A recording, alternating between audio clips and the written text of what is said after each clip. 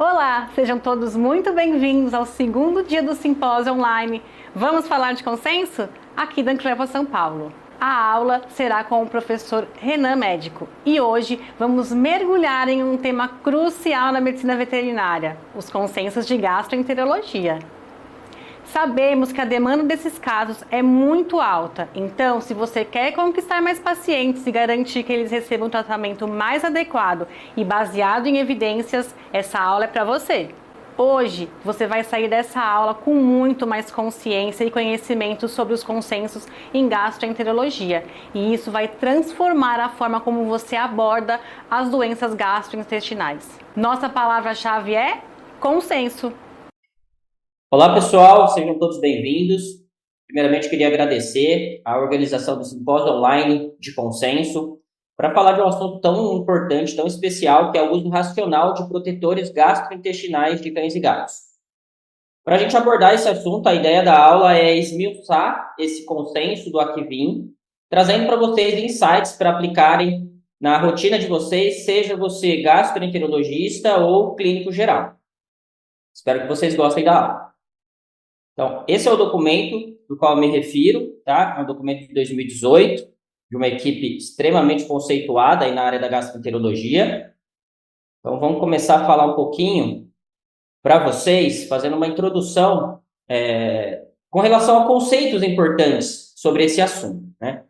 A gente sabe que a mucosa gastrointestinal é uma interface importante entre o meio externo do corpo e o meio interno, e por conta disso ela está exposta a diversas condições adversas. Então, contato com toxinas, as espécies reativas de oxigênio, ou seja, aquelas substâncias frutos da oxidação, né, que ocorre no corpo e que em situações de doença acabam ocorrendo numa concentração ainda maior. Essa mucosa ela pode ter também contato com micro-organismos, drogas, e tudo isso vai interferir, então, na homeostase desse sistema, causando, eventualmente, então, lesões inflamatórias, erosivas ou ulcerativas. E a ideia aqui, então, é a gente tentar entender o que realmente há de evidência científica para prevenir ou tratar esse tipo de situação. E até porque a gente sabe também, né, pessoal, que o suco gástrico, fisiologicamente, ele é importante para várias situações, várias funções que a gente tem ali do suco gástrico, da acidez gástrica. Por exemplo, o suco gástrico, então o ácido clorídrico, ele é super importante para hidrolisar proteínas, para quebrar essas proteínas em moléculas menores, facilitando então a absorção lá no intestino. Uma outra função importante também do suco gástrico é justamente desligar a vitamina B12 das proteínas para que depois essa vitamina B12 ligada ao fator intrínseco possa ser absorvida lá no íleo. Outra função que a gente pode citar aqui é estimular a absorção do adenal de cálcio e ferro, estimular a secreção de secretina e, consequentemente, de bicarbonato de sódio, suprimir a liberação de gastrina lá no âmbito pilórico e também modular a microbiota intestinal. Se a gente pensa que o suco gástrico, e a gente vai ver daqui a pouquinho, tem um pH extremamente baixo, isso por si só já é um fator extremamente limitante para o crescimento excessivo de bactérias no duodeno e no trato gastrointestinal como um todo, mas especialmente na porção inicial do duodeno, tá bom? Então, se a gente faz protocolos, se a gente usa protocolos agressivos ou desnecessários, a gente vai acabar interferindo nessas funções. Por isso que a gente tem que ter o pensamento sempre no uso racional dos protetores gastrointestinais. Falando sobre o pH fisiológico, a gente tem alguns estudos, eu tirei alguns dados aqui para mostrar para vocês. Geralmente são estudos pequenos, com N pequeno de animais, mas só para a gente ter uma noção numérica, né, desse pH. Esse estudo, por exemplo, ele avaliou o pH intragástrico, né, de cães saudáveis, e aí a gente tem que entender também que a maioria dos estudos nessa área são em animais rígidos, tá? Raramente a gente tem estudos com pacientes doentes. E aí, nesse grupo, nesse estudo, o que eles encontraram? O pH intragástrico dos cães saudáveis, na maior parte do tempo, ou seja, em 85% do dia, ele vai estar abaixo de 2. E ele só vai estar acima de 4 em 4,7% do tempo do dia. Ou seja, é um pH extremamente baixo, né? Aqui um outro estudo mostrando também um dado semelhante. Aqui, em 90% do tempo, o pH variou de meio até 2,5, mostrando, novamente, essa questão de um pH extremamente baixo, fisiologicamente. Aqui agora um estudo em gatos, na qual a gente tem um pH próximo ali também dos cães, abaixo de 3 em 86% do dia, com uma média ali variando, né, de 2,3 mais ou menos 0,4. Então não temos grandes diferenças em relação ao pH de cães e gatos, mas sabemos que esse pH é bastante reduzido. Aqui um outro estudo em gatos saudáveis, muito em linha com os anteriores. Aqui a gente tem 90% do tempo pH abaixo de 3 e abaixo de 4 em 93% do tempo.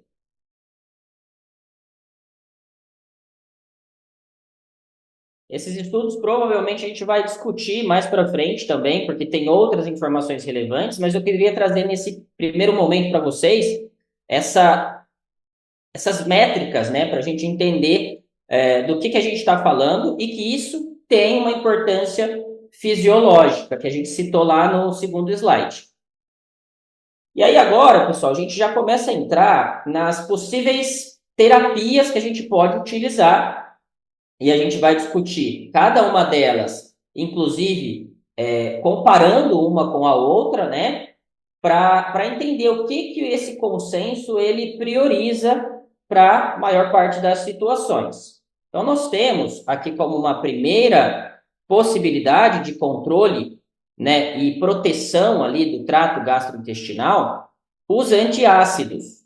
Então, essas formulações, esses medicamentos, foram os primeiros assim medicamentos utilizados para esse tipo de situação na medicina humana, né, em primeiro lugar, e depois a gente acabou extrapolando para a medicina veterinária, mas temos que entender as limitações desse tipo de terapia, tá? Esse tipo de terapia aqui, pessoal, basicamente são sais inorgânicos como alumínio, carbonato de cálcio, magnésio, o próprio bicarbonato de sódio, que vão minimizar, né, tamponar a acidez do estômago. E aí, consequentemente, diminuindo ali a injúria desse ácido clorídrico na parede e nas células ali do trato gastrointestinal. Nós temos diversos medicamentos para esse fim. Em medicina humana se usa bastante, mas alguns pontos que a gente tem que levar em consideração são esses aqui, ó. Quando a gente utiliza, então, o antiácido, primeiro ponto é que a gente tem que entender que a ativação do pepsinogênio em pepsina vai ficar prejudicada, certo? Então, a degradação das proteínas pode ser influenciada nesse caso. Podemos ter uma síntese maior de prostaglandina E2, reduzindo, então, um pouco da secreção de suco gástrico e também aumentando a secreção de muco no estômago, um fator interessante. Então, essa ativação, então, essa síntese vai acabar levando ao aumento da secreção de muco e a capacidade, mesmo que temporária, por um período curto, de aumentar o pH gástrico. Só que essa situação, esse tempo curto de efeito, é o grande limitador desse tipo de terapia. Que a gente vai ver um pouquinho mais para frente, mas já dando algum insight aqui para vocês, quando a gente quer tratar uma lesão erosiva ou ulcerativa, o tempo em que o pH ele fica mais elevado, ou seja, menos ácido, ele é tão importante ou mais importante do que propriamente o pH em si. Então, não adianta nada a gente conseguir um controle muito bom do pH, elevar ele bastante, mas por um período muito curtinho. Porque nesse caso, a gente não vai ter os efeitos que a gente gostaria, que é prevenir ou mesmo tratar, né, as lesões ali gastrointestinais erosivas e ulcerativas. Alguns efeitos adversos dos antiácidos, primeiro deles, constipação, tá? Eu, sinceramente, não utilizo na minha rotina, tá, pessoal? Não vejo aplicabilidade disso, até porque a gente tem estratégias muito melhores para utilizar, mas, então, eu não tenho experiência de ver pacientes constipados com esse tipo de tratamento, mas é algo que a gente pode encontrar se utilizar. Em seres humanos, é descrito a questão da toxicidade, principalmente relacionada ao magnésio e o alumínio, que muitas vezes está presente nessas formulações. Então, quando se utilizar, tem que tomar um cuidado extra, principalmente nos pacientes que têm doença renal crônica, tá? Porque são os rins que sofrem a maior toxicidade desses componentes. Bom, esses efeitos, né, terapêuticos, eles também podem ter efeitos adversos no sentido de minimizar a absorção de substâncias, de fármacos que necessitam da acidez gástrica para serem absorvidos. Alguns exemplos aqui da nossa rotina são as tetraciclinas, as fluorquinolonas, tá? Então, a enrofloxacina, por exemplo, ciprofloxacina e digoxina, entre outros. Um outro aspecto também, e aí isso aqui vai cair até na mesma situação de outros fármacos inibidores de acidez, é reduzir a absorção de fármacos antifúngicos azólicos, como o cetoconazol, o fluconazol, entre outras moléculas aí azóis, ok? Porque esses fármacos precisam do pH ácido para serem absorvidos.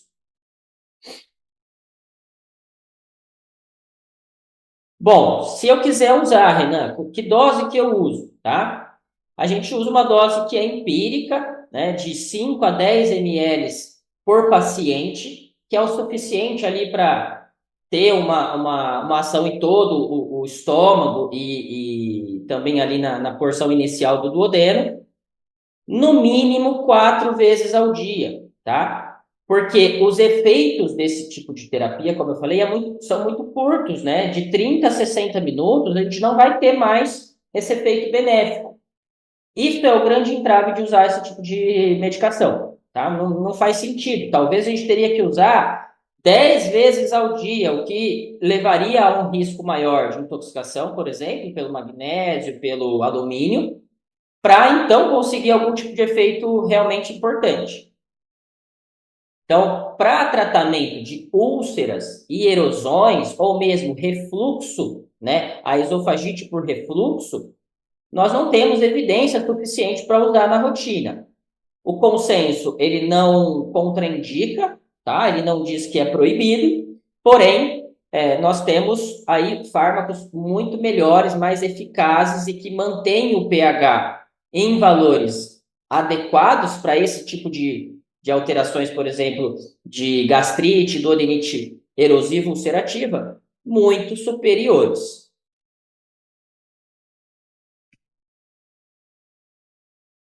Uma segunda classe de medicação que a gente pode lançar mão e que talvez foi a classe que mais foi utilizada antes da descoberta dos inibidores de bomba de prótons, né, o omeprazol, o esomeprazol da vida, são os antagonistas de receptores H2 da histamina, né? Então, o que acontece? Como é o princípio de ação desses medicamentos? Então, eles vão causar um efeito de bloqueio competitivo dos receptores H2, lá nas células parietais produtoras de ácido clorídrico do estômago.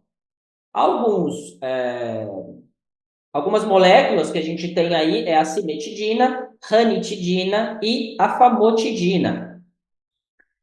Essas medicações, de forma geral, elas são metabolizadas no fígado e excretadas via renal, né? Só que tem um detalhe: se a gente começa a usar esses fármacos, existe uma tendência grande em até 13 dias de acontecer a tolerância farmacológica, ou seja, o efeito ele começa a diminuir com o tempo. E o fármaco, em determinado momento, vai, né, não ter mais aquela eficiência que tinha no início, ok? Por que isso acontece, pessoal? Quando a gente diminui o suco gástrico, a gente aumenta a secreção de gastrina, certo? A gastrina, ela vai tentar, então, estimular as células enterocromafins para liberar mais histamina e aí competir por esses receptores H2. Ou seja, em determinado momento, vai acabar não tendo mais efeito. Outro ponto que é importante ressaltar aqui, se a gente está utilizando um inibidor de H2, como a ranitidina, a famotidina, é importante que a gente retire, faça o desmame, né, como a gente faria aí com o corticoide, por exemplo, para evitar esse efeito rebote. Por quê? A gente está fazendo um bloqueio competitivo ali. A partir do momento que a gente retira de uma vez, a tendência é ter uma secreção exagerada no primeiro momento de HCl, e isso por si só induzir vômito ou induzir, né, novamente ali a gastrite, ok? Aqui já é um spoilerzinho de slides que a gente vai ver lá na frente, mas a gente já tem estudo, eu vou mostrar esses estudos para vocês, mostrando para a gente que a eficácia dos inibidores de H2 ela é inferior aos inibidores de bomba de próton. Por isso que caiu em desuso, né? Está cada vez mais limitado o uso de ranitidina e famotidina como protetores gastrointestinais. Os inibidores de bomba, sem dúvida nenhuma, são superiores, tá? E aí agora a gente vai começar a falar de alguns estudos que mostraram esse tipo de condição. Por exemplo, em cães que praticam corrida de trenó lá no Alasca, esses cães eles têm uma gastrite, até por produção exagerada, né, de espécies reativas de oxigênio, de oxidação ali durante o exercício extenuante, de gastrite erosiva ulcerativa. Isso já é muito bem documentado. Então, esses pacientes, por exemplo, eles percorrem 480 quilômetros puxando trenó. Isso, inevitavelmente, vai causar problemas digestivos nesses animais. Então, por isso, esse grupo de pacientes acabou sendo estudado quando a gente fala de protetores, tá? Então, aqui nesse estudo com N até bacana, né, 88 cães de trenó, eles fizeram aqui dois tratamentos, né? Um tratamento com 20 miligramas de famotidina uma vez ao dia versus placebo, nenhum tratamento, e fizeram então a gastroscopia 24 horas após esse exercício extenuante de 480 quilômetros ou 330 milhas. Um segundo experimento foi feito com 20 miligramas de omeprazol, também uma vez ao dia, versus a famotidina na dose dobrada, e 2 vezes ao dia, ou seja, 40 miligramas BID. E aí, nesses pacientes, a gastroscopia foi feita um dia depois, 48 horas depois, quer dizer, perdão, 48 horas antes e 24 horas depois do exercício. Vamos ver o que a gente encontrou de resultado.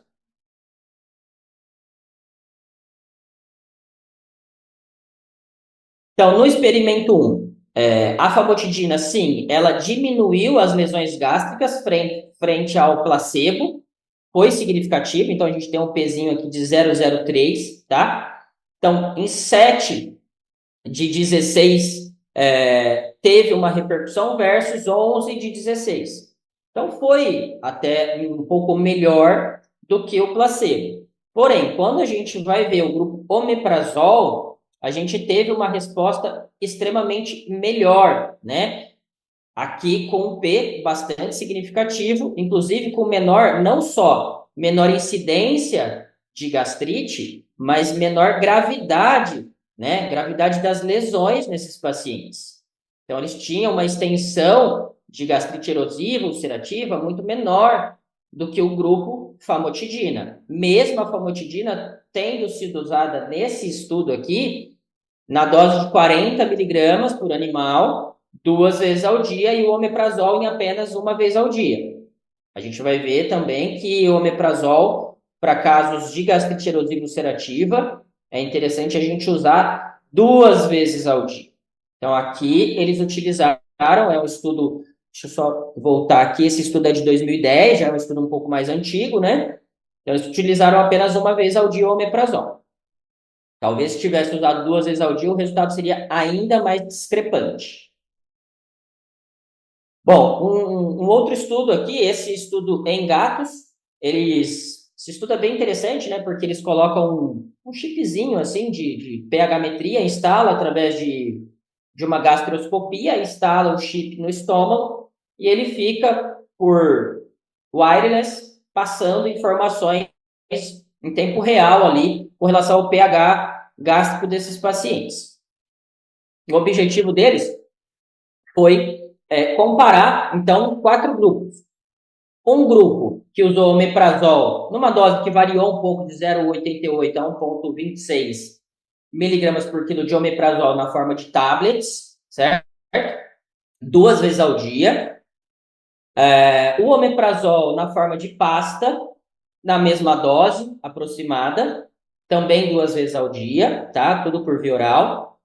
A famotidina na dose de 0,88 a 1,26, então também a mesma média de dose, 2 vezes ao dia. E o placebo, que basicamente eram cápsulas de lactulose 2 vezes ao dia. Aqui a gente tem a imagem, né? Momento da implantação do chip ali na parede gástrica. Bem interessante essa técnica.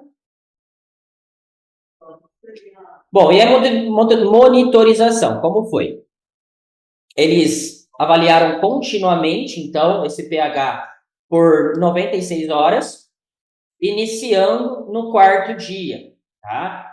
Até porque a gente sabe que o omeprazol ele pode demorar aí alguns dias para começar a ter um efeito teto. Então, a ideia do grupo aqui foi justamente esperar um pouco para o omeprazol ter esse efeito teto e então começar a realmente avaliar o pH. A aferição também do omeprazol no plasma desses pacientes foi feito no dia 7 e foi comparado ali o pH maior do que 3 e maior do que 4 em cada um dos grupos. Assim como a comparação no plasma do omeprazol tanto na forma de tablete como na forma de pasta, para entender se esse tipo de formulação tinha alguma diferença ali na absorção e, consequentemente, no efeito sérico, né? Na concentração sérica.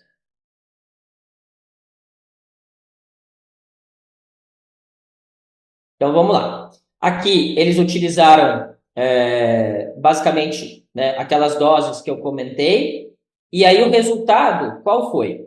O omeprazol tablete, que tem um revestimento externo ali, ele promoveu, então, um pH acima de 3 em 68% do tempo do dia. E um pH acima de 4 em 57%. Se a gente comparar isso com o omeprazol na forma de pasta, que foi utilizado na mesma dose e frequência, a gente teve um efeito muito similar, ó. Então, um pouquinho maior aqui a porcentagem de tempo para um pH acima de 3, tá? E um pouquinho menor no pH acima de 4, ok? Quando a gente vai falar em relação à famotidina, aí a história já muda um pouco, porque esse dado caiu para 42% do tempo, para um pH acima de 3, e quando a gente está falando de um pH acima de 4, que seria, assim, uma meta, né, para a gente só teve uma resposta realmente positiva em 22% do dia. E aqui o placebo, como era de se esperar, só aconteceu pH acima de 3 em 16% do tempo e um pH acima de 4 em próximo de 10% dos pacientes, o que deve ser, claro, uma variação fisiológica de paciente para paciente, tá? De momento, enfim. Então, aqui são os gráficos mostrando exatamente aqueles dados que eu passei para vocês. Aqui a gente tem a pasta, o tablet, tá? O tablet está aqui do lado esquerdo e a pasta reformulada desse outro lado direito aqui.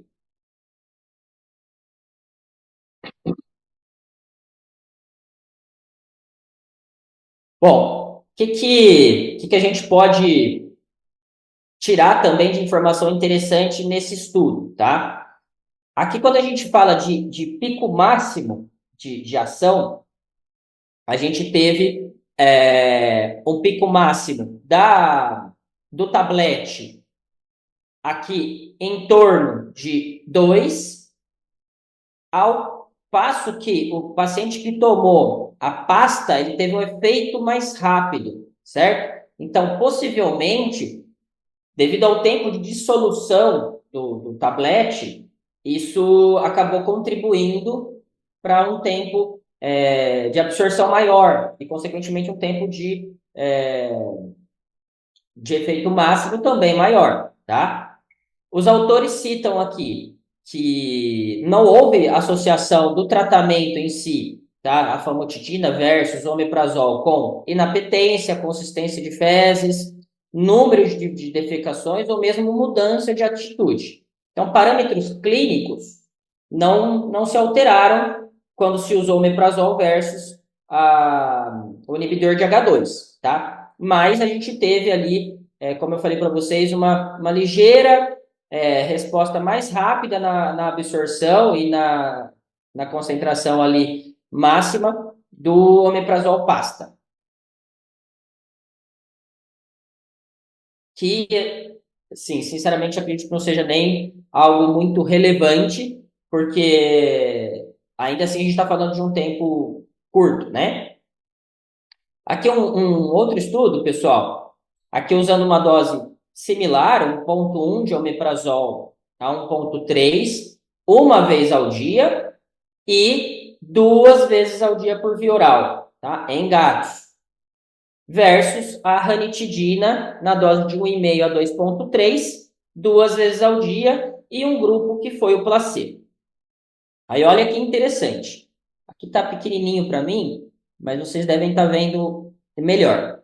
Essa última coluna aqui é o pH, então, né, desses pacientes tomando omeprazol 2 vezes ao dia. Então, a gente teve uma diferença significativa entre administrar o omeprazol 1 vez ao dia e 2 vezes ao dia para manter o pH em valores pelo menos acima de 3, tá? Então, esse foi um dos estudos que levou a gente apesar de a gente estar falando aqui de inibidor de H2, mas os estudos eles acabam se misturando, né?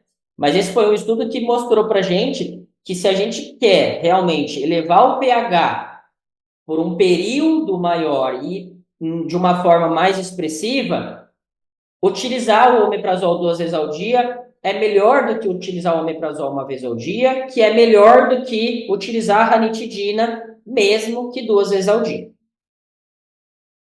E nesse estudo, se a gente olhar aqui, olha, é até visual, né? Esse gráfico é interessante por conta disso. O efeito da ranitidina foi muito semelhante ao efeito do placebo.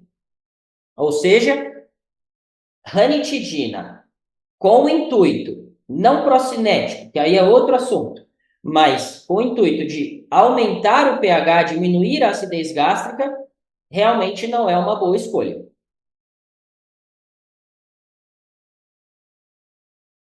Então, concluindo essa segunda classe terapêutica, né, que a gente está comentando aqui, nós não temos evidências científicas suficientes para usar os inibidores de H2 para tratamento de esofagite por refluxo, de erosões ou úlceras gastroduodenais. Então, o consenso ele já deixa isso explícito, simplesmente porque o efeito nos estudos é muito semelhante do inibidor de H2 ao placebo. Ou seja, para não ter efeito nenhum, não faz o menor sentido a gente utilizar nesses casos. E um outro ponto aqui que foi assim bem interessante é que não só eles observaram que o inibidor, os antagonistas de H2, eles não aumentam o pH, diminuem a acidez gástrica, mas se a gente utiliza junto com o inibidor de bomba, de prótons, o efeito do inibidor de bomba pode reduzir, ou seja, é algo que é um pouco contraditório. Eu já, no passado, já utilizei, por exemplo, aquela ideia de que se eu quero um efeito melhor, eu vou associar fármacos. Eu dou um inibidor de H2, uma famotidina, uma ranitidina, junto com o omeprazol. Aí eu vou ter um efeito melhor. Não é isso que a gente viu, tá? Talvez, e aí a explicação por trás disso é que para a molécula do inibidor de bomba ter um efeito, ela precisa que as células parietais estejam não suprimidas, certo? Porque quando elas estão um pouco suprimidas, elas não respondem tão bem ao inibidor de bomba. Então, utilizar omeprazol, esomeprazol, sozinho é a melhor escolha. Aí a gente vai falar agora de uma terceira classe, que são os inibidores de bomba de prótons, que vão fazer uma inibição irreversível, diferente dos inibidores de H2, da bomba ou do canal ali de prótons, conhecida também como HK-ATPase, tá? Hidrogênio, potássio, ATPase. Essa molécula, então, ela vai impedir que esse suco gástrico, esse H+, ele adentre aqui o lúmen gástrico, correto? Então, esse fármaco, ele é instável em meio ácido, né? A gente vai ter um efeito máximo dele, né? Uma concentração máxima ali. Após alguns dias, em torno de 3 a 5 dias, a gente vai atingir ali o efeito máximo do omeprazol, se a gente estiver principalmente administrando, né, por via oral. E se discute se as cápsulas de liberação lenta realmente têm alguma vantagem, né, em cães e gatos. Justamente porque o intestino do cão e do gato ele é mais curto e o trânsito ele é mais rápido. Então, não, a princípio, não seria uma estratégia tão interessante como na medicina humana, tá? Aqui eles colocam também que não seria indicado quebrar ou abrir cápsulas com revestimento entérico, mas a gente vai acabar nem usando esse tipo de estratégia na veterinária, né? E como eu falei para vocês anteriormente, não é interessante associar o omeprazol ou o esomeprazol com ranitidina, famotidina, cimetidina. Ao invés de ajudar, a gente está atrapalhando ali o efeito do nosso inibidor de bomba. Bom, um outro estudo aqui, com N de 8 pacientes, os autores fizeram, então, uma fístula gástrica para acompanhar ali o pH, né?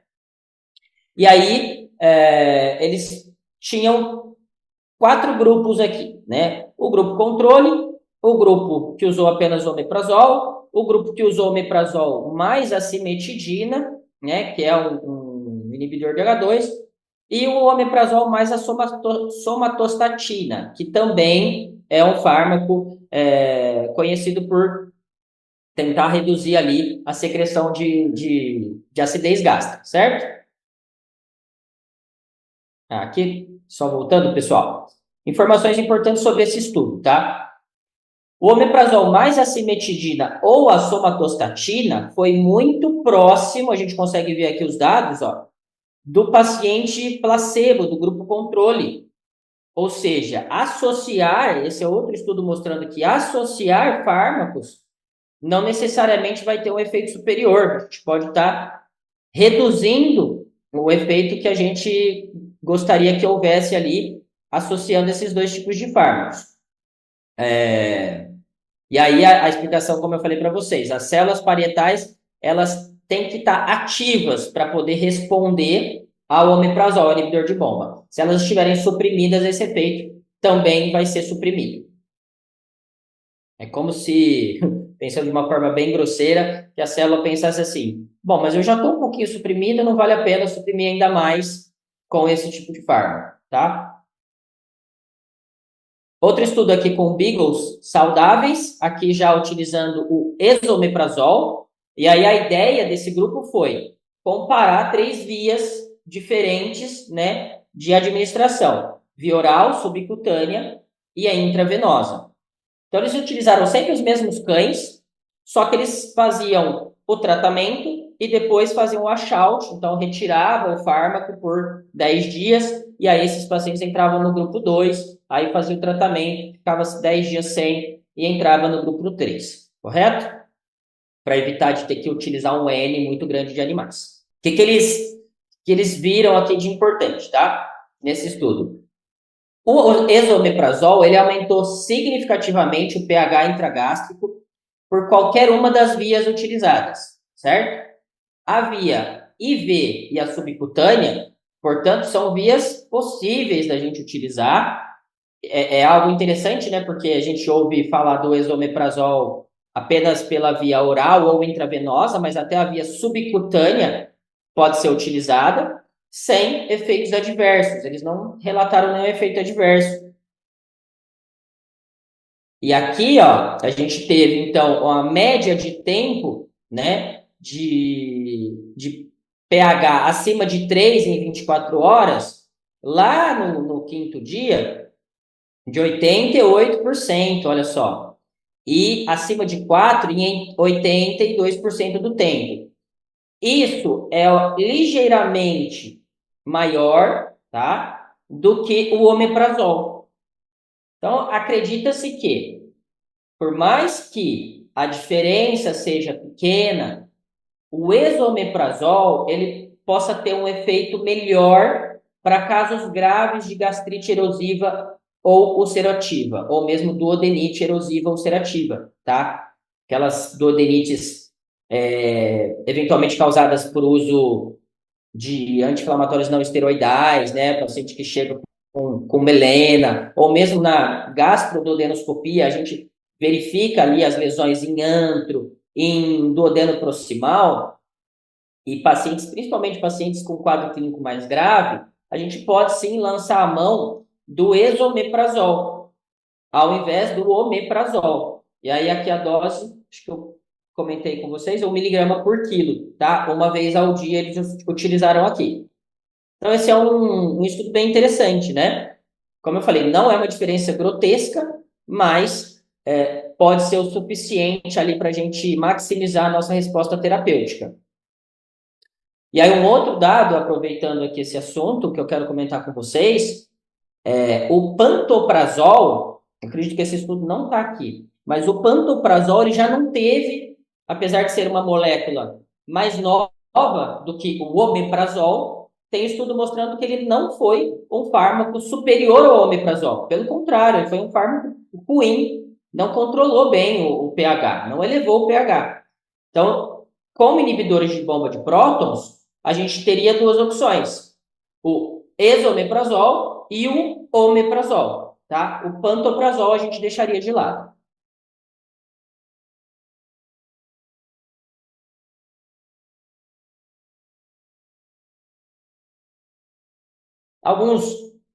Algumas interações medicamentosas, e aí a gente vai falar, isso não serve só, né, para os inibidores de bomba, mas para qualquer substância que vai interferir ali no pH, elevando o pH, eu comentei já dos antifúngicos azólicos, tá? Porque eles precisam desse meio ácido aí para serem absorvidos.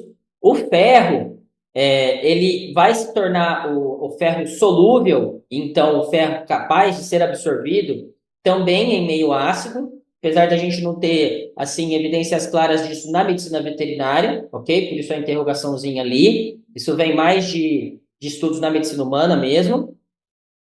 O micofenolato de mofetila, o imunossupressor que a gente utiliza, por exemplo, para hepatite crônica, eventualmente, ali mais raramente, para enteropatia crônica, né, com o intuito de imunossuprimir a resposta inflamatória, também vai ser interferido se a gente utilizar inibidor de bomba, porque ele é convertido em meio ácido à sua forma ativa, que é o ácido micofenólico. O clopidogrel, que é um antiagregador plaquetário, ele também vai ter uma interferência ali na sua absorção, porque ele vai ter uma menor ativação da droga lá no fígado. Então, inclusive, o FDA, né, a Sociedade Americana de Medicamentos, ela contraindica essa associação de inibidor de bomba com clopidogrel. E, além disso, qualquer fármaco que precise sofrer uma metabolização hepática através da via do citocromo P450, esses fármacos tendem aí a se acumular mais no organismo, porque os inibidores de bomba vão competir ali por esse citocromo, ok? Então, assim, é aquela velha história, né, pessoal? Parcimônia. Usar quando for necessário, mas não usar como protocolo para tudo. Sabe aquela história de paciente internou? Essa é clássica, sim, e a gente tem que discutir isso e combater esse tipo de conduta. Paciente internou, não interessa a causa, mas chegou na internação, vai fazer a prescrição, o médico veterinário já coloca omeprazol e o resto. Ah, mas vai tomar antibiótico? Omeprazol. Ah, mas vai tomar anti-inflamatório? Omeprazol. Ah, mas está vomitando? Omeprazol. É isso que a gente não deve cair na besteira de fazer, tá? A mão pode coçar, às vezes, para prescrever esse tipo de fármaco, mas a gente tem que evitar, porque a gente já sabe que esse tipo de conduta não é indicada, inclusive pelo próprio consenso aqui do Aquivim. Alguns exemplos, por exemplo, de drogas que passam, que necessitam ali de metabolismo pelo citocromo P450.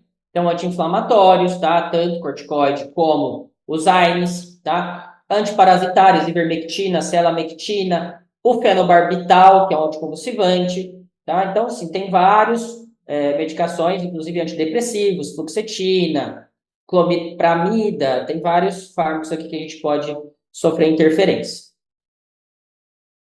Então, o consenso ele conclui essa parte ali dos inibidores de bomba, dizendo que a gente não tem uma evidência clara de qual é o melhor inibidor de bomba, apesar que alguns estudos, como eu comentei para vocês, mostraram que o controle do pH é um pouquinho melhor, eleva por mais tempo o pH dos pacientes.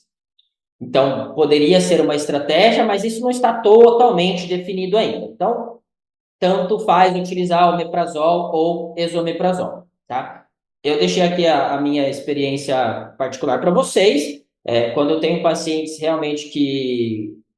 Inclusive, eu já fiz endoscopia, eu vejo lesões graves, ou o paciente eventualmente tem uma úlcera, até mesmo devido a uma neoplasia, está perdendo sangue. Eu quero controlar isso de uma forma assim muito, muito boa, eu prefiro usar o esomeprazol, porque eu penso que, por menor que seja o efeito, superior já pode me ajudar e ajudar o meu paciente. Mas isso não é uma regra absoluta.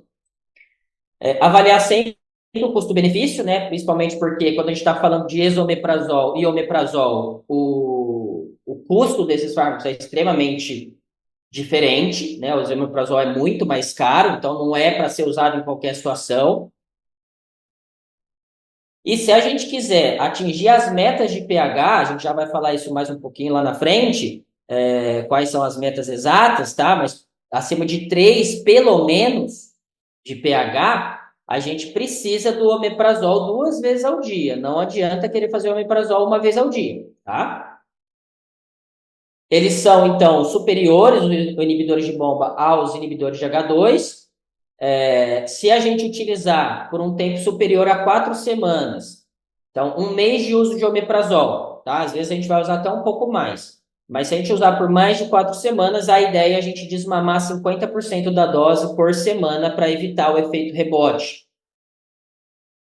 e a gente não vai querer utilizar por tempos assim superiores a 6, 8 semanas, quase nunca, tá? A não ser que a gente tenha aquele acompanhamento do paciente através de endoscopia, ou é um paciente que tem um diagnóstico, por exemplo, de uma neoplasia e que ele não vai, não existe uma conduta curativa ali, não vai, o tratamento é paliativo e a gente quer promover ali um maior tempo de vida, reduzir risco de anemia e tal, a gente pode usar por um tempo maior, mas sabendo que isso também pode trazer consequências que não são positivas, tá? Mas de forma geral, a gente não vai querer usar, como eu vejo com bastante frequência, às vezes pacientes tomando há 6 meses o omeprazol, porque tinha vômito crônico, né? Inibidor de bomba não é antiemético. Então, o que é o melhor tratamento, pensando no longo prazo, tá? De um paciente que vomita cronicamente? Descobrir e tratar a causa. Existe uma causa. A gente precisa descobrir e tratar ela e não dar omeprazol. E, se a gente quer, no curto prazo, tratar, a gente vai utilizar, então, os antieméticos, né? A ondansetrona, o citrato de maropitã, mas utilizar, esse é um erro super comum, utilizar o omeprazol como antiemético. E, às vezes, nem usar o próprio antiemético. Ou seja, totalmente, né, em contrapartida ali do que o consenso prega. Uma outra medicação que, assim, a gente não tem tanto estudo, né, na medicina veterinária, mas é um análogo da prostaglandina E1, que vai ali reduzir um pouco a secreção ácida induzida pela histamina, pela pentagastrina e pela própria alimentação, né?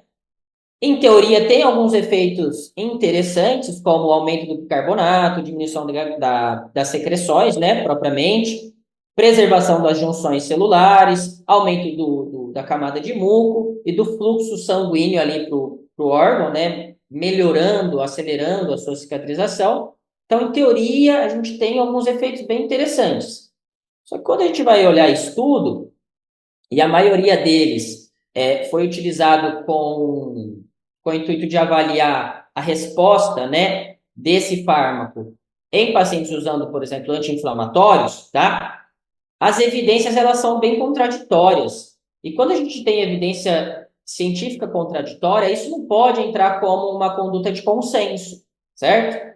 É aquela velha história, por exemplo, deixa eu pensar numa situação aqui, da vacina de giardia. Alguns estudos mostram que diminui, né, a infecção por giardia, diminui a clínica desses pacientes. Outros mostram exatamente o contrário. Os pacientes têm até mais diarreia quando são vacinados.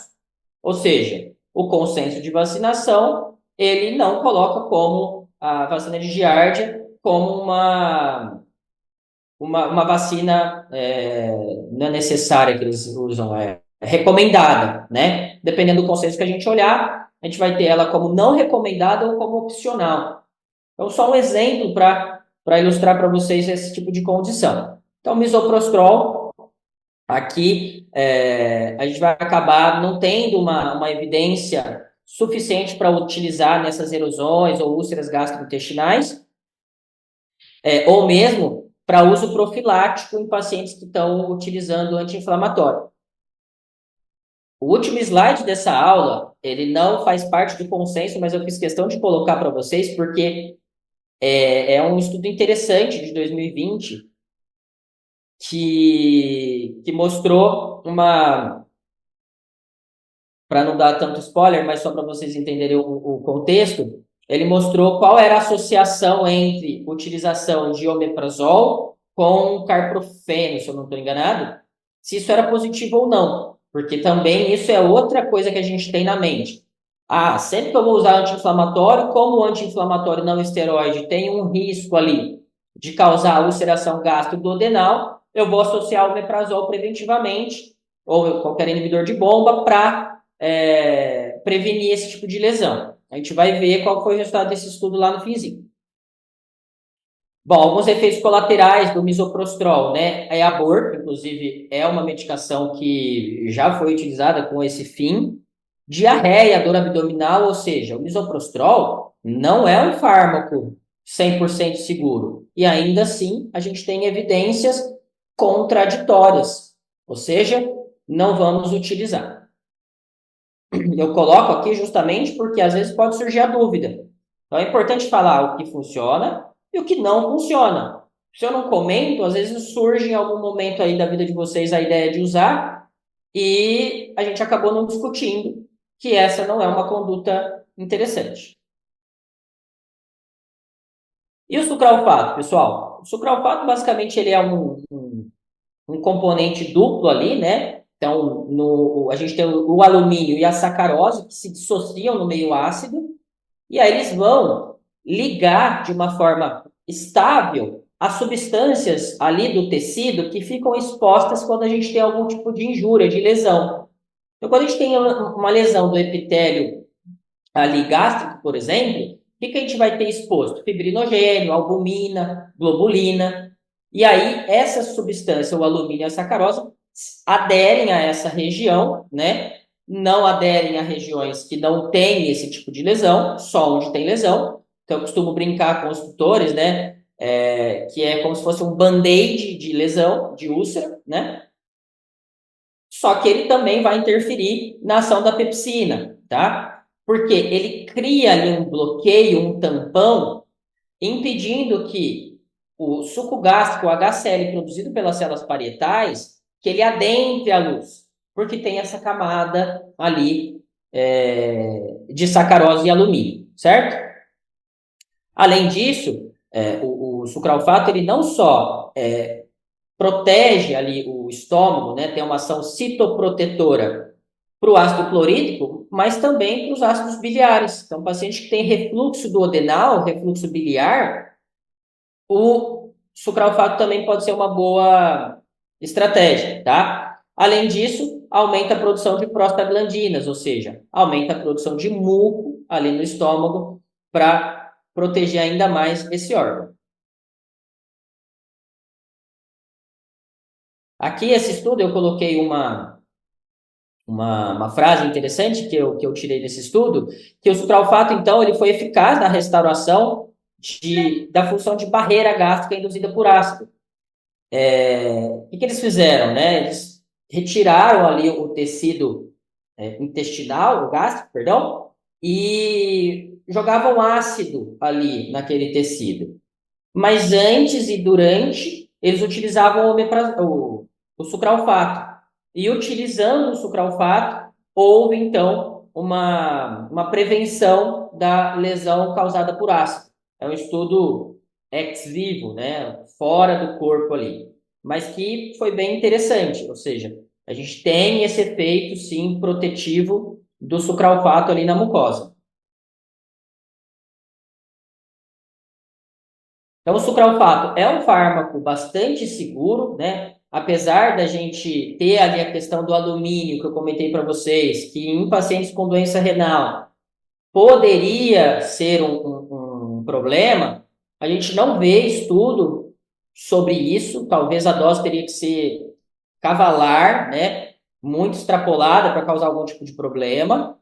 E constipação também não é algo tão comum nas doses terapêuticas, tá? Que apesar de ser empírico, a gente tem ali uma média que a gente pode usar com segurança. Agora, se eu tenho aquele paciente que já está constipado, que já tem uma desmotilidade gastrointestinal, talvez não exagerar no tempo de uso e na dose seja algo interessante para a gente fazer. E aí aquele macetezinho que todo mundo já conhece,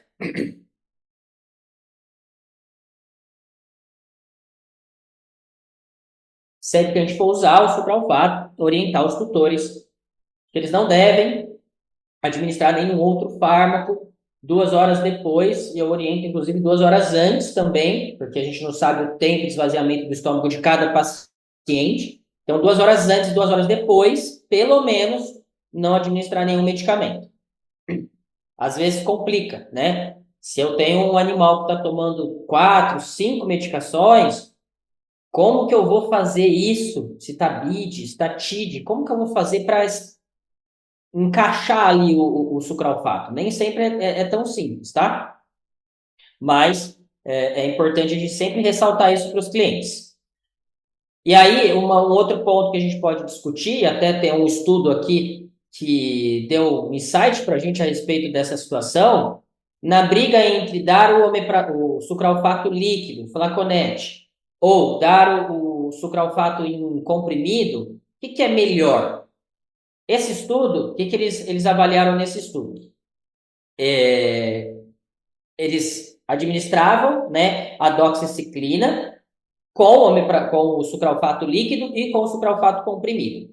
E aí eles notaram que a absorção da doxiciclina nos pacientes que tomaram o sucralfato comprimido não se alterou, ou seja, ela foi bem absorvida quando tomou com o sucralfato comprimido, mas diminuiu a absorção da doxiciclina quando tomou líquido, ou seja, a princípio, talvez pelo tempo que demora ali para o comprimido se dissolver e se distribuir por todo o órgão, isso não foi capaz de quelar ali a doxiciclina, mas o líquido, como ele já se espalha mais rapidamente, conseguiu ter esse efeito de diminuição de absorção da dox, tá? Então a gente, até por uma questão de que a gente muitas vezes quer que o sucralfato tenha uma ação desde o esôfago, certo?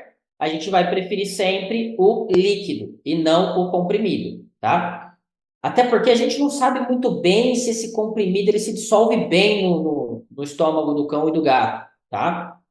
Então, na dúvida, sempre melhor sucralfato líquido. É uma nhaca, o tutor fica tudo cheio de sucralfato, a parede, o teto, o cachorro, mas acaba sendo uma opção melhor. Conclusões a respeito dessa outra estratégia terapêutica que a gente tem, que é o sucralfato. Então, ele tem ali, apesar de evidência fraca, a possibilidade de prevenir ou tratar lesões esofágicas por refluxo, tá? Porque justamente ele tem esse efeito tamponante. Não tem evidência para uso concomitante com inibidor de bomba ou inibidor de H2, ou seja, a gente não tem estudo que diz que é melhor associar esses fármacos, né?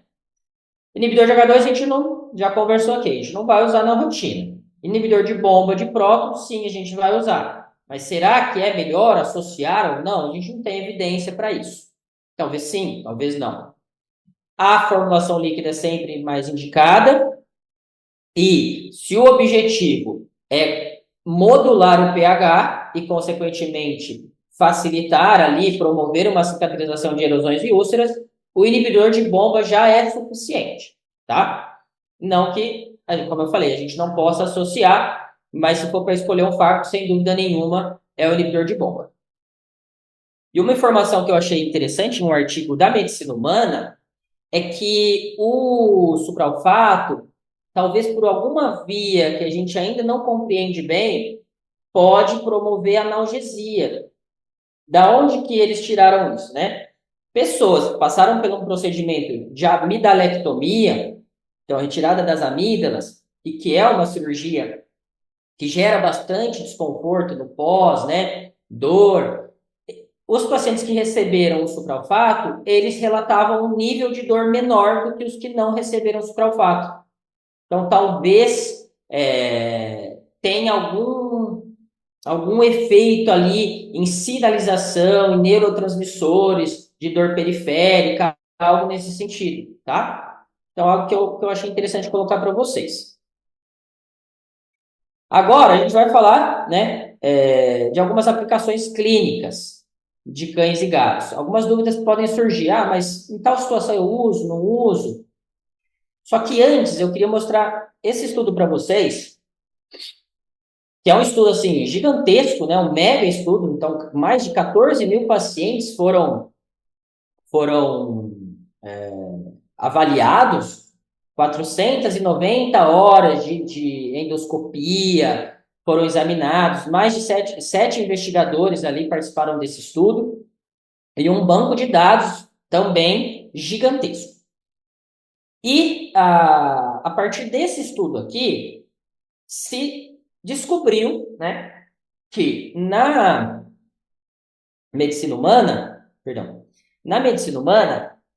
para a gente conseguir uma cicatrização de lesões gastroduodenais, a gente precisaria de um pH pelo menos acima de 3 por pelo menos 20 horas por dia, tá? Que é mais ou menos ali 75% do dia.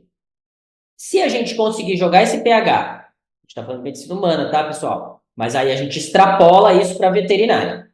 Se a gente conseguir jogar esse pH acima de 4, a gente pode diminuir o tempo no qual a gente precisa para resolver e promover cicatrização. Então, se for acima de 4, pelo menos 16 horas. Se for acima de 3, pelo menos 20 horas. E a gente só vai conseguir isso se também a gente der o tempo necessário para acontecer a cicatrização, que é em média de 3 a 6 semanas.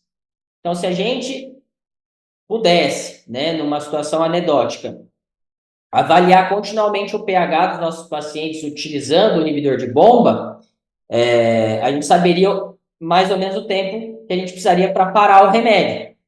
Só que a gente, na vida real, isso não acontece. Então, o que a gente vai acabar utilizando como regra na veterinária também?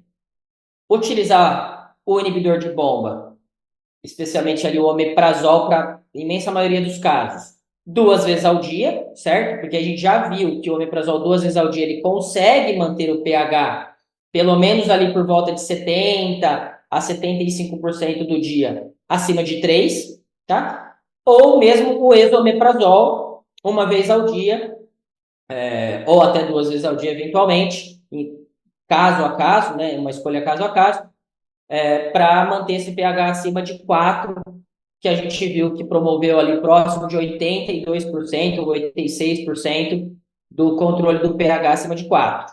Beleza? Então, isso a gente usa também na medicina veterinária, porque nós não temos estudos desse tipo aqui em cão e gato. Então, aí dando uma filosofada, né? Esse médico grego, Hipócrates, ele já disse lá atrás que a cura não é só uma questão de oportunidade, mas também uma questão de tempo. Então, não adianta usar o omeprazol por uma semana, porque com uma semana, com 5 dias, ali 3 a 5 dias, ele está começando a ter o seu efeito teto. Então, a gente precisa utilizar por pelo menos 3 a 4 semanas, tá? Dependendo da extensão, da gravidade do caso, 2 vezes ao dia o omeprazol.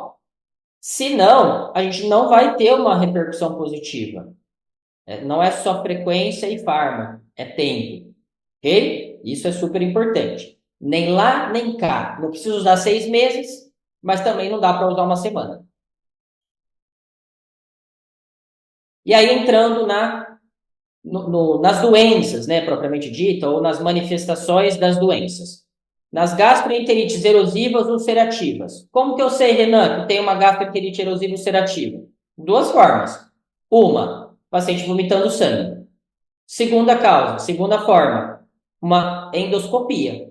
Eu vejo as lesões. Então, com certeza, a sensibilidade, né, da gastroduodenoscopia é muito superior. Tem pacientes que têm pequenos sangramentos, têm úlceras e nunca vomitam sangue. Às vezes nem vomitam, na verdade, né?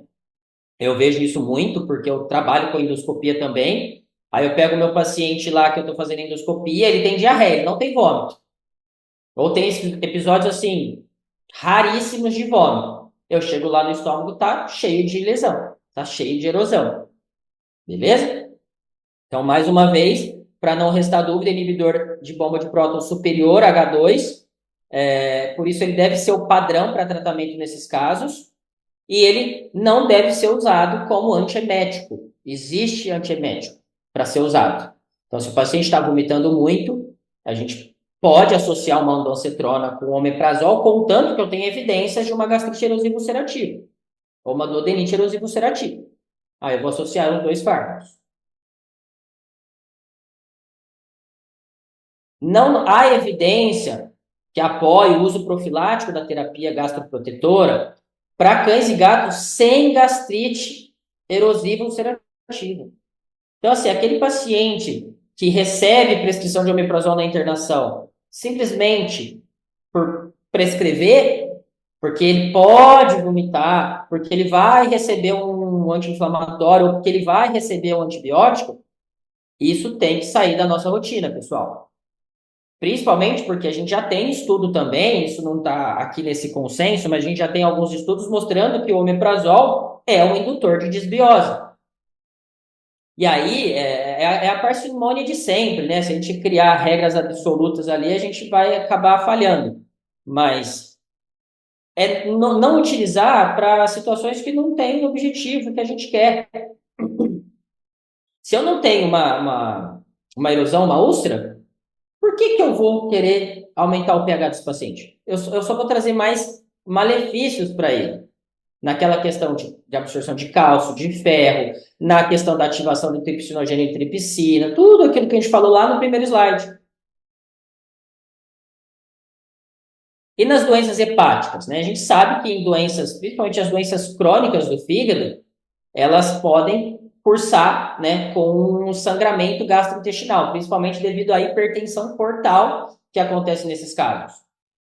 E a gente chama de gastropatia hipertensiva, né? Em seres humanos, inclusive, é comum ter aquelas, como chama?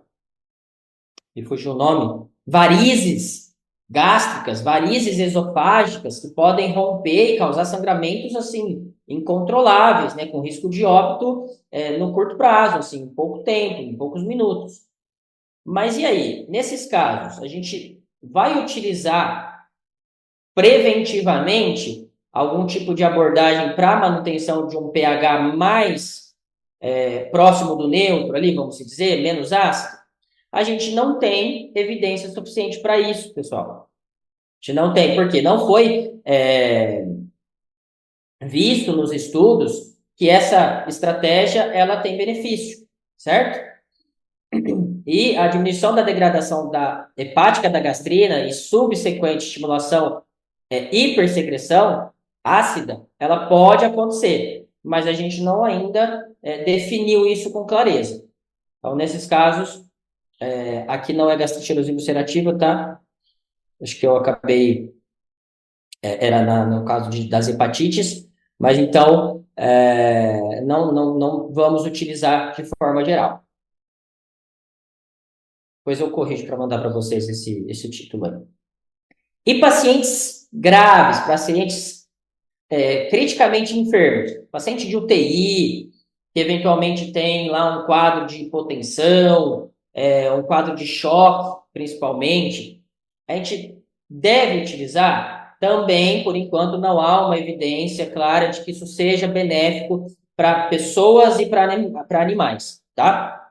Até porque a gente tem ali muitos fatores de risco, né, definidos, e se a gente não tiver, então, hemorragia, se a gente não tiver sinais claros de uma gastrite erosiva ulcerativa, também não é protocolo utilizar segundo o consenso do Akivin.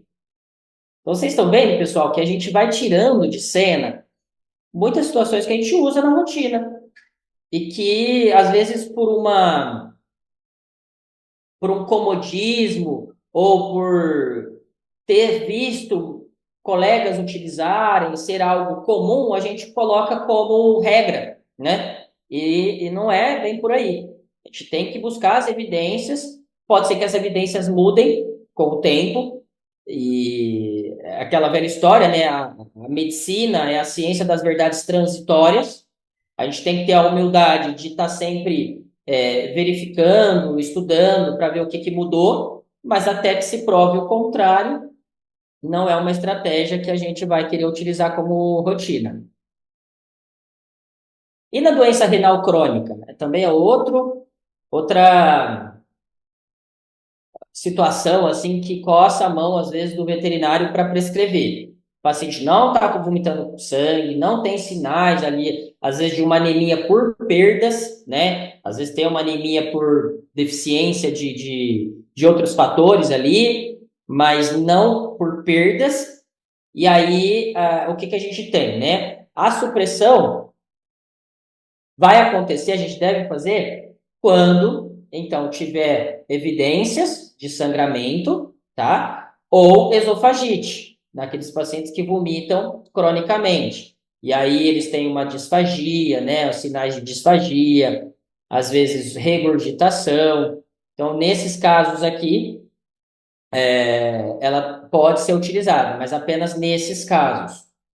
Então, se a gente quiser utilizar para pacientes íris 1 a 3, não tem nada que embase essa conduta, e para o estágio 4, ainda não se sabe.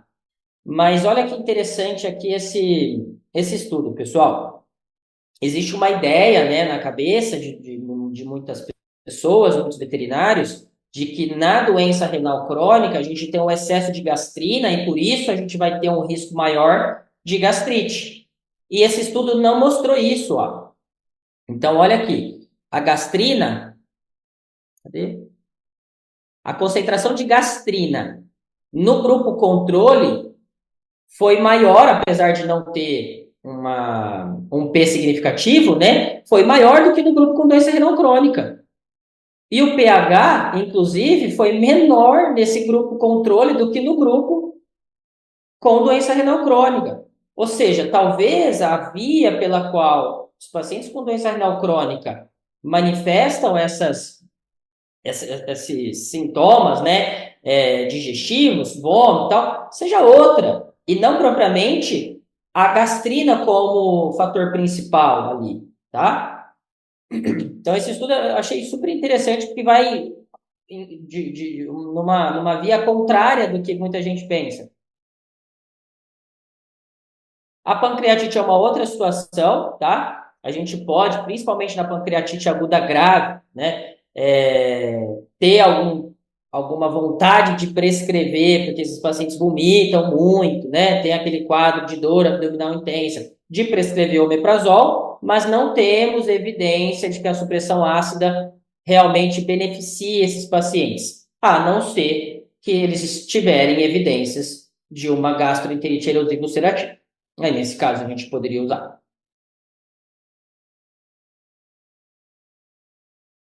E aí, o que eu falei para vocês que era um artigo que não estava nesse consenso, até porque esse artigo ele foi publicado depois, né, do consenso, 2 anos depois do consenso, que acabou levando a cair por terra aquela nossa hipótese de que o uso concomitante de omeprazol, de um inibidor de bomba, com o anti-inflamatório não esteroide, seria uma forma de prevenir lesão gastrointestinal, inflamação gastrointestinal. E aqui nesse estudo, então, eles avaliaram algumas métricas inflamatórias, a calprotectina e outras substâncias ali marcadoras, né, de inflamação intestinal, e também avaliaram o microbioma intestinal. Esse estudo mostrou que não só os pacientes eles não tiveram benefício de utilizar essa associação, né? Como eles tiveram mais sinais, mais marcadores de inflamação quando se utilizou os fármacos associados, além de ter gerado ali uma desbiose intestinal. Então, olha que coisa interessante, né? A gente pensa de uma forma que às vezes o estudo mostra exatamente o contrário. Além de causar desbiose, o efeito é pior. Certo? Então eu trouxe esse estudo fugindo um pouco do consenso, mas que eu achei super válido.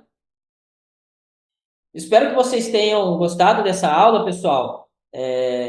Preparei com bastante carinho para vocês. Trouxe aí de uma forma bem completinha os principais estudos. São dezenas de estudos ali que esse consenso engloba, mas eu trouxe os principais para vocês. Fico à disposição para eventuais dúvidas depois. Vou passar também essa aula para vocês, não só, né, o vídeo vocês vão ter acesso, mas também aos slides. E queria convidar quem ainda não conhece o meu trabalho a visitar a minha rede social lá no Instagram, no Facebook. O meu Instagram é @vet.scope. Sempre que eu tenho um tempinho ali, eu posto conteúdo de qualidade para vocês. Então, eu convido acompanhar um pouco o meu trabalho por lá também. Tá certo? Agradecer mais uma vez a organização por esse convite. Me sinto muito honrado de estar fazendo essa apresentação para vocês e desejo a todos aí uma excelente semana. Um abraço. Tchau, tchau. Você já sabe que o simpósio não para por aqui. Amanhã falaremos de cardiologia com a professora Maíra Guedes Araújo, uma especialista na área, e eu garanto que vocês vão aprender conteúdos que vão mudar a forma como vocês abordam pacientes com cardiopatias. Então, já sabem, amanhã, no mesmo horário, nos encontramos de novo para mais uma aula imperdível. Até lá!